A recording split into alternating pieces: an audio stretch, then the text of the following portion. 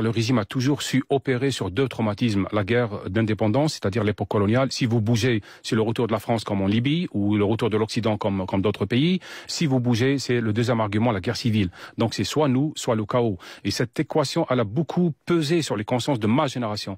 Moi, je culpabilise quelque part quand je vois cette génération qui suit la mienne, qui a su faire ce que nous n'avons pas su faire, parce que nous étions trop marqués par la guerre civile.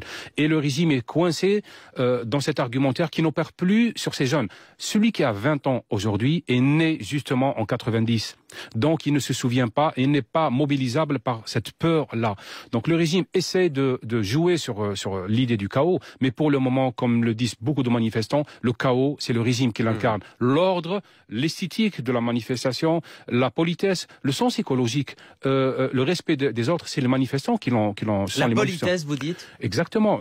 J'ai trouvé ça extraordinaire de voir pour une fois en Algérie, les femmes, les enfants, des jeunes filles, des jeunes hommes, des vieilles personnes manifester en même temps. Je n'ai pas vu un seul cas de harcèlement. Je n'ai pas vu une vitre brisée. Je n'ai pas vu quelque chose qui a été une insulte vis-à-vis des policiers. Il y a quelque chose de l'ordre de la fierté retrouvée après des décennies d'indignité.